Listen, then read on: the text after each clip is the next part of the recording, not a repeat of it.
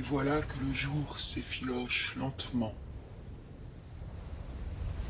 Le ciel gronde un peu.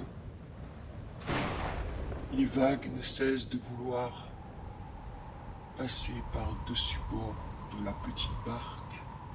L'homme serre contre lui sa petite lampe à pétrole. Il sait bien qu'il ne pourra pas l'allumer tant que le vent soufflera si fort. D'ailleurs, à quoi lui servirait-elle? À le rassurer, sans doute. Il attend que tout se calme autour de lui. Toutes ses pensées alors se tournent vers sa petite plage, sa petite cabane, peinte en vert.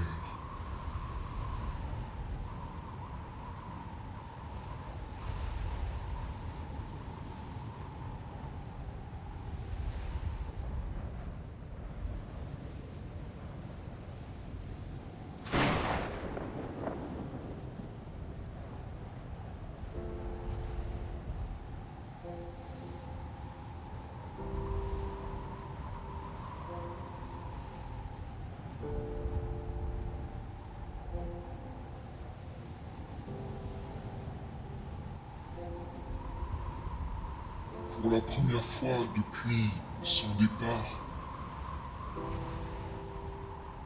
son cœur se serre fort dans sa poitrine, bien plus que ses doigts sur sa langue. Alors, il se dit en secouant la tête doucement, pourquoi ai-je quitté ma plage? Qu'est-ce qui m'a pris? Mais pourquoi je suis partie? Quelle idée ai-je eue? Je ne pouvais pas attendre que le poisson revienne dans l'océan. Peut-être que j'aurais pu aller sur le marché chercher mon poisson. Je ne sais pas ce que je fais ici. Qu'est-ce que je fais ici seul au milieu de l'océan? Suis-je devenu fou? À quoi ai-je pensé quand j'ai pris cette décision? Tout seul, si petit dans ma barque. Oui, c'est ça. Dès qu'il fera jour, je rentrerai. Je rentrerai chez moi.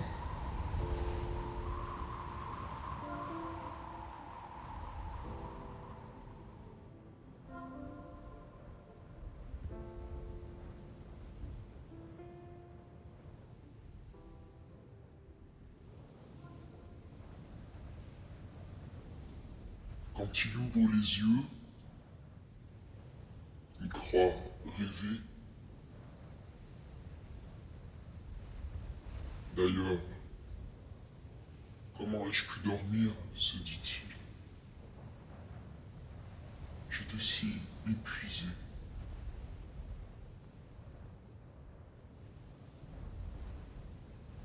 La mer est calme. Les vagues ne viennent plus lécher les bords de la barque. Le ciel est merveilleux, rose, fluide. C'est si beau. Il reste un moment, comme ça, allongé sur le fond de sa barque, à admirer.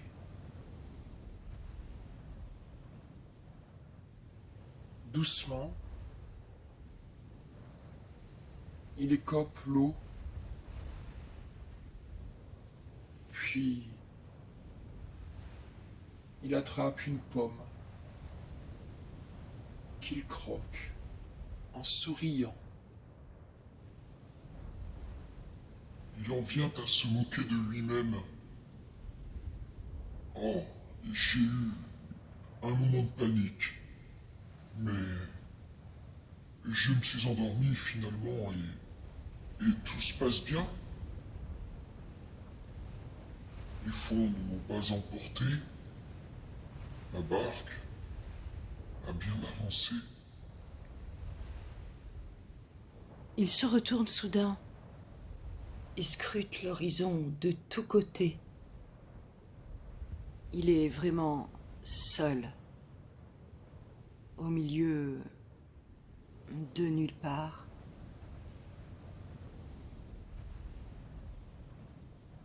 Peu importe, se dit-il. Je suis arrivé jusque-là. Je ne sais pas où je vais, mais je sais d'où je suis parti. S'il arrive quoi que ce soit, je rebrousserai chemin, de ce côté ou de celui-ci. Oui, je suis perdu. Mais quand je suis parti, j'ignorais où j'allais. Oui, c'est ça, j'ignorais où j'allais. Je vais juste continuer d'avancer. Avec un peu de chance, je finirai par rencontrer un bateau, voir une île, d'autres terres. Il se dit alors que le monde vient de s'ouvrir devant lui. Il s'attend à tant de surprises. Il sait qu'il va découvrir. Il se sent heureux. Alors, il attrape ses rames et avec grand courage et ragaillardie, il pagaie de toutes ses forces. Droit devant lui, sans savoir où cela le mènera. Pour la première fois, peut-être vraiment la première fois, il a hâte de rencontrer quelqu'un. De lui dire tout ce qu'il a vécu, de lui raconter sa plage, lui raconter les jours où ses filets étaient vides, lui raconter pourquoi il est parti, ce qu'il espère, ce qu'il attend, sans même savoir très bien lui-même. Il pagaie encore plus vite alors.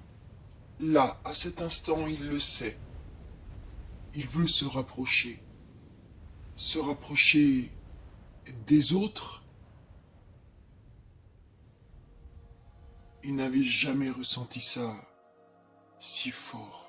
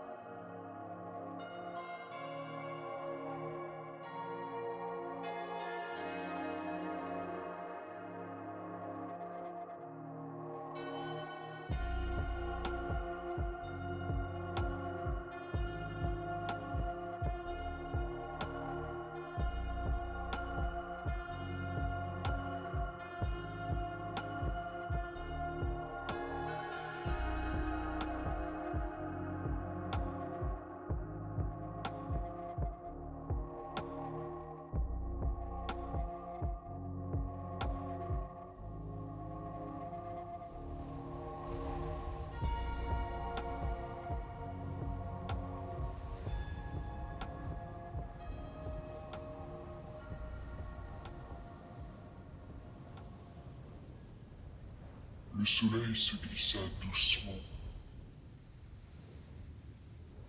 sur le grand champ de vagues. Les rayons brûlants finirent par submerger la petite barque. L'homme posa doucement ses pagaies, s'essuya le front. Il se cala à l'arrière de la barque, posa son chapeau sur son visage et laissa traîner un pied dans l'eau.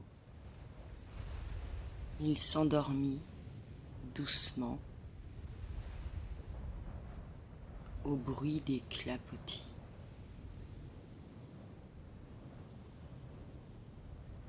La barque vint à tanguer lentement, puis plus fort.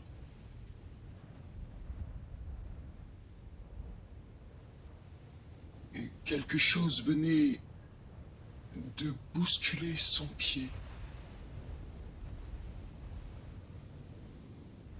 Il sursauta et s'accroupit au milieu de la barque. Il vit une masse sombre tourner autour, remonter légèrement à la surface, replonger, passer sous sa barque. Il resta prostré,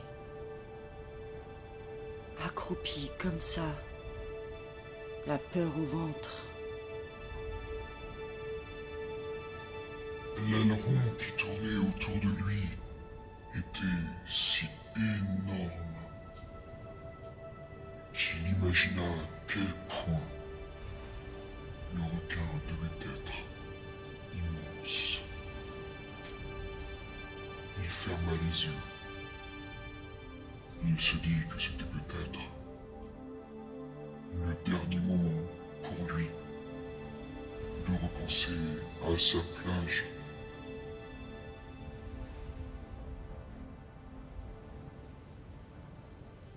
Il ne put dire combien de temps cela dura. Le requin finit par partir. Il put enfin respirer. Pourquoi ai-je eu autant peur, se dit-il. Suis-je bête ?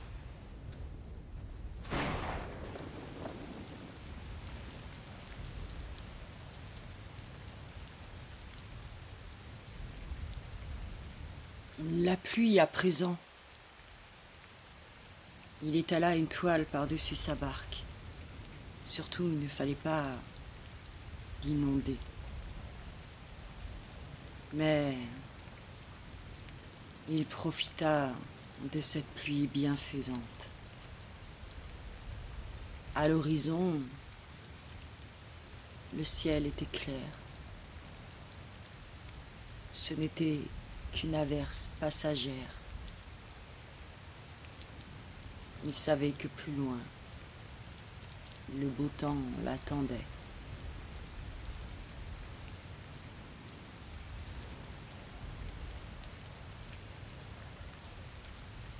Il profita de remettre à flot ses réserves d'eau et se remit à pagayer tranquillement.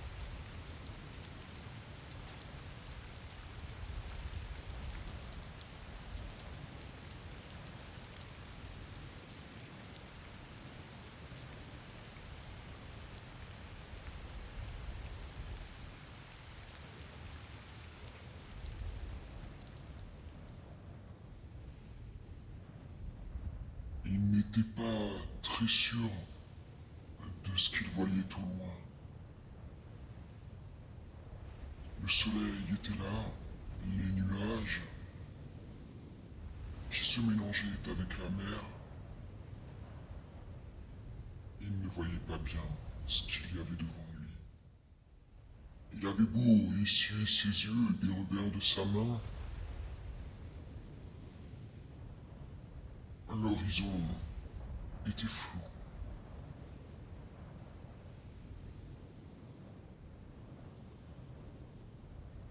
Puis il entendit quelque chose de particulier, quelque chose qu'il connaissait bien.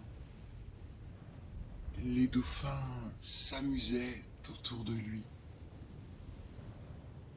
Au bout d'un moment, ils filèrent droit devant et il décida de les suivre.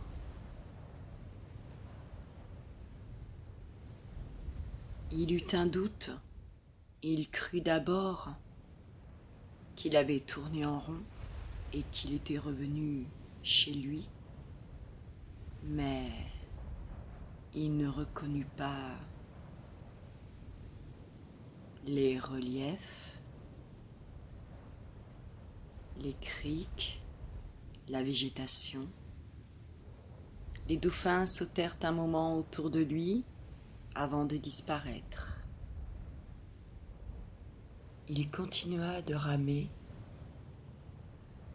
jusqu'à toucher les premiers rochers de cette nouvelle terre. Il posa les pieds sur la roche, attacha solidement sa barque et s'avança entre les premiers arbres.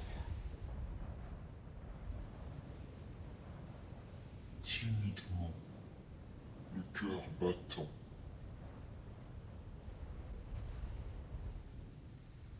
Il marchait prudemment au milieu d'arbres qu'il n'avait jamais vus, en admirant les immenses feuilles. Il entendait des oiseaux qu'il n'avait jamais entendus. Il se baissait parfois pour observer des fleurs inconnues pour lui. La forêt devint plus éparse. Il s'engagea dans une prairie et atteint de hautes herbes, où le vent s'engouffrait. Toutes les odeurs nouvelles venaient l'enivrer. Soudain, il s'arrêta et plissa les yeux.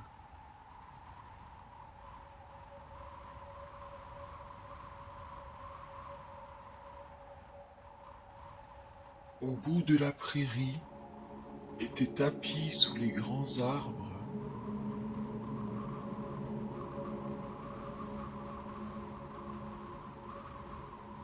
une petite cabane en bois, peinte en bleu.